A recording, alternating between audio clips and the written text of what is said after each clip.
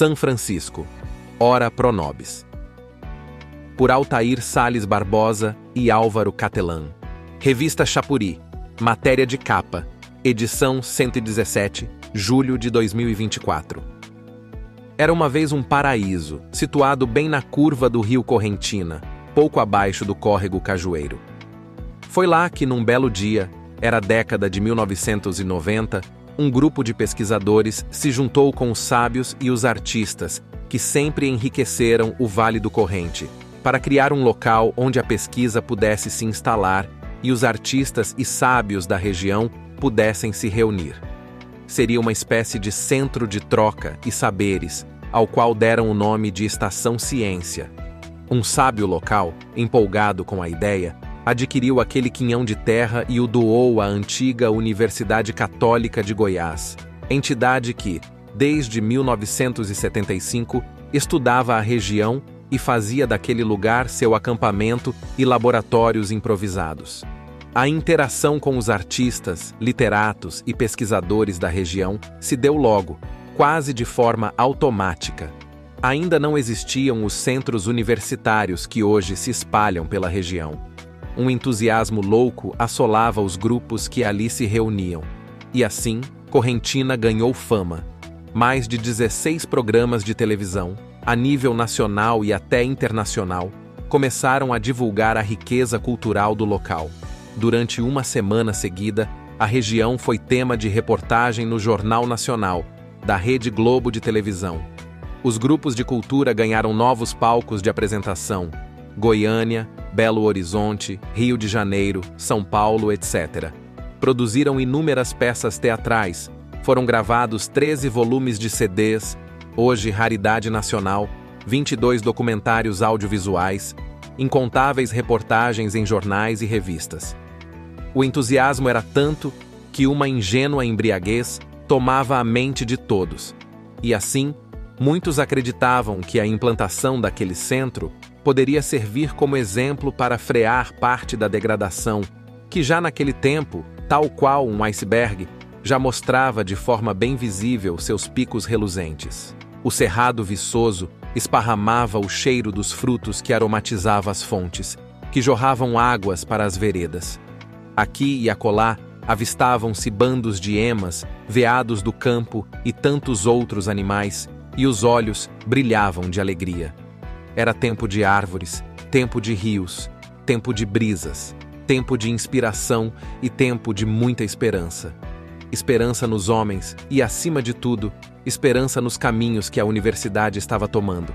Era tempo de busca de novos horizontes, busca de saberes novos, e a universidade se abria às vozes, aos sons e à sabedoria das populações tradicionais que, àquela época, ainda estavam fincadas naqueles longínquos rincões. No caminho das águas, uma árvore velha observa a velha senhora.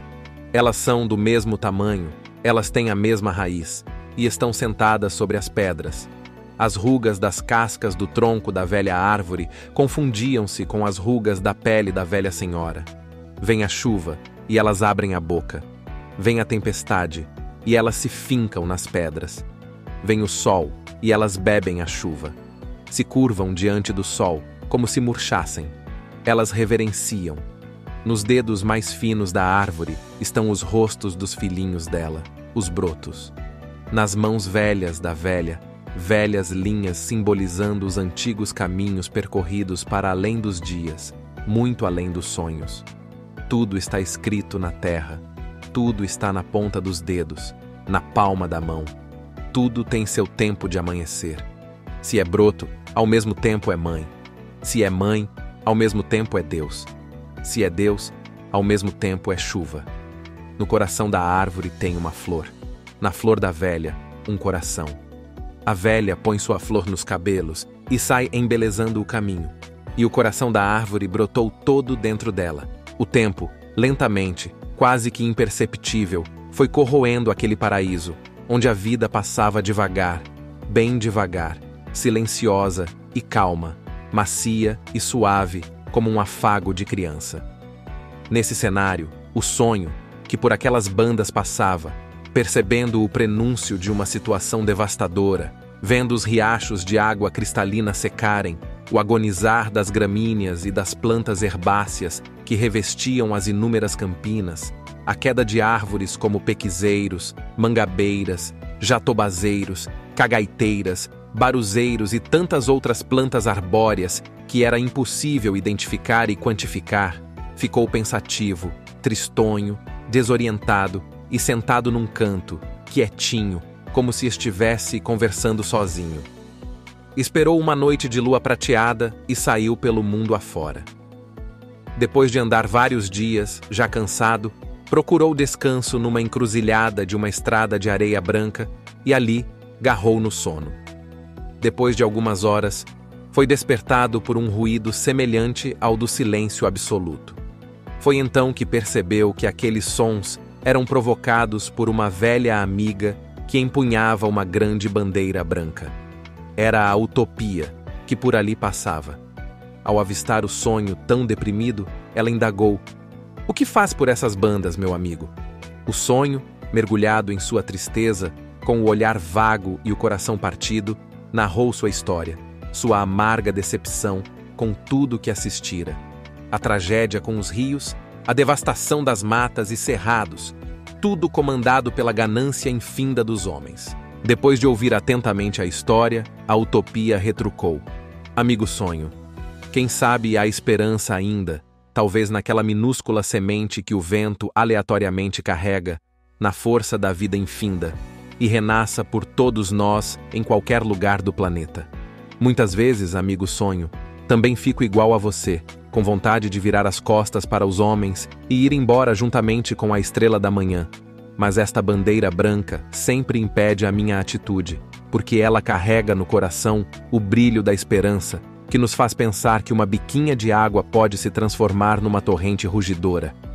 Foi então que o sonho indagou: "O que a amiga Utopia pode fazer para que eu possa recuperar a juventude do sonhar?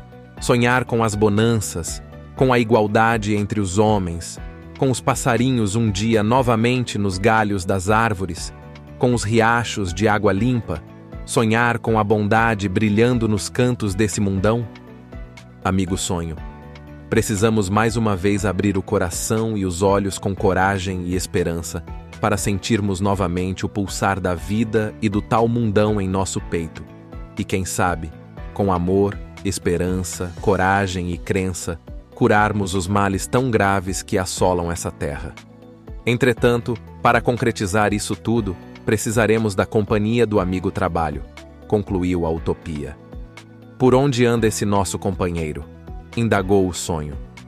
Nesse meio tempo, no centro de um redemoinho, eis que vai passando o trabalho. Ao ver seus amigos na encruzilhada, ele pergunta: "O que vocês estão fazendo por estas bandas?"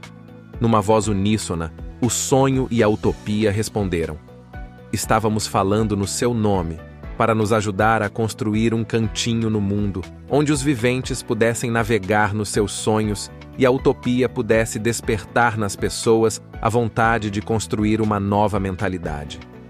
O trabalho, pensativo, responde: "Eu também ando vagando, quase sem direção.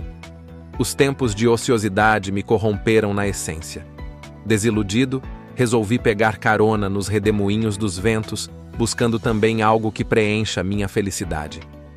Nós três até podemos fazer algum alicerce, mas se quisermos construir o caminho, a vida, o despertar de um mundo novo, temos que urgentemente encontrar aquela nossa velha companheira denominada sabedoria. E por onde ela anda?" indagaram o sonho e a Utopia. De pronto, respondeu o trabalho: "Não sei. A última notícia que tenho é que ela foi vista vagando numa canoa de casca de jatobá, lá para os rumos do lagoão do Veio Aprígio, onde com um remo de Aruapucuitá fica rodeando os últimos pés de buritis que ainda existem por lá. Se vocês quiserem, podemos procurá-la." E assim saíram os três, o sonho, a Utopia e o trabalho, em busca da sabedoria. Após jornadas de caminhada, eis que a encontram repousando, maltrapilha, nas pequenas grutas das escarpas da Serra Geral. Depois de algum tempo, os três narram as suas desilusões, e após alguns minutos, indagam: "O que podemos fazer?" Foi quando a sabedoria falou: Vocês têm caminhado no rumo do norte? Para além do Rio Grande, aquele que lava a cidade de Barreiras lá na Bahia? Mais ao norte, bem no centro do Piauí, existia um rio bonito, conhecido pelo nome de Gurgueia, com suas fontes jorrantes e com seus brejos de carnaúba. Há quanto tempo não andam por lá? E continuando a narrativa, a sabedoria emenda. Dobrando no rumo do oeste, bem no centro da Chapada das Mangabeiras, nasciam vários rios. O mais importante era o Parnaíba, que tomava o rumo norte. No mesmo local, nascia o Rio do Sono, que corria para o Tocantins. E também no mesmo local, nascia o Rio Gurgueia, que se juntava novamente ao Rio Parnaíba, depois de alegrar a vida do sertão piauiense. Hoje aquelas águas emendadas não existem mais. Nossas vistas se perdem nas imensidões de plantações.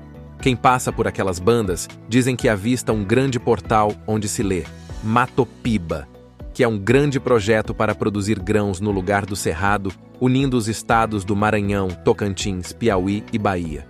Dizem também os mais supersticiosos que esse portal representa a passagem de um mundo real para um mundo sem utopias, e que uma vez lá dentro, os sonhos se tornam prisioneiros nas mentes tenebrosas das pessoas. Contam os mais sábios que teimosamente por lá ainda sobrevivem, que esse portal funciona como uma tempestade que aterroriza as pessoas na escuridão. Então, meus amigos, tudo isso presenciei, por isso vivo maltrapilha, neste cantinho de gruta. Do lagoão onde eu gostava de remar minha canoa, só sobrou o areião para alimentar as poeiras. As plantas do verdejante cerrado foram jogadas ao chão, muitas se transformaram em carvão. As nascentes que outrora fervilhavam minguaram lentamente, deixando exposto em alguns locais um torrão endurecido, semelhante a formigueiro abandonado. As lagoas se transformaram em poças d'água. Os covais e os chapadões do local ostentam agora extensas monoculturas na época das águas. Quando chega a seca, só se vêem sombrias nuvens de poeira. A velha e a árvore se mudaram, não sei para onde. No coração certamente não mais carregam uma flor, talvez uma grande dor. O tempo da destruição trouxe para a universidade, que acreditávamos ser uma luz para os novos tempos, o tempo do paradigma da inutilidade. E a união da inutilidade com a incapacidade trouxe a impossibilidade de ressuscitar o tempo da esperança e da busca. Neste processo, o tempo dos homens falou mais alto, os políticos foram guiados pelo tempo do imediatismo, as transformações vieram pelo tempo acelerado da tecnologia, que acentua o tempo do capital excludente, que incentiva a concorrência desleal, que gera o tempo da alienação, que criou o tempo do estranho no ninho, que se debate esperando o tempo. Foi bom vocês terem aparecido aqui e me encontrar. Estava desiludida. Outro dia desses, estava pensando que a contemporaneidade nos pegou de surpresa. Ficamos sem reação. Parece que só nos sobrou o conformismo. Pai cruel da angústia neurótica. A chegada de vocês é como se fosse a estrela guia, despencada do céu. Vamos pensar soluções e lutar pela vida, pois a água que pinga na bica pode se transformar numa torrente rugidora, como sempre falou nossa amiga Utopia. Rio São Francisco. Rio que nasce no meio das Minas Gerais, bebe do Corrente, do Arrojado, do Urucuia e outros, e continua, cortando serras, cidades, vilas e vales, roçando capins, areias, pedras e paus, inspirando poemas, histórias e canções. São Francisco, mais que um rio, um santuário, unindo brasileiros e brasileiras de 5 estados. Seu sinuoso curso é um belo desenho. Velho Chico, memória das carrancas, das gaiolas, de violas e cantadores. São Francisco, São Chico é nome de santo, e são tantos e quantos os santos e beatos que se banham nas águas deste rio, que se entregam às misteriosas águas cumprindo seus rituais e desafios. Rio São Francisco, o Velho Chico, rio da vida, palco de tantos atos, fatos e histórias. Velho Chico, leva força e esperança a quem tem fome, crença e sede. Rio São Francisco, rio de homens, mulheres, sonho e trabalho, de vastas águas e terras férteis, oferecendo aos povos ribeirinhos vida e utopia. E assim vai do sul ao norte em busca do mar, cortando o sertão levando fartura e sabedoria. São Francisco, diga aos irmãos Parnaíba, Gurgueia e outros que o sonho não acabou. Altair Sales Barbosa, doutor em Antropologia e Geologia do Quaternário pelo Smithsonian Institution, Washington, D.C., pesquisador do CNPq, pesquisador convidado da Unievangélica de Anápolis, sócio emérito do Instituto Histórico e Geográfico de Goiás, membro do Conselho Editorial da revista Chapuri. Álvaro Catelan, doutor em Literatura, Instituto Cultural Bernardo Ellis para os Povos do Cerrado.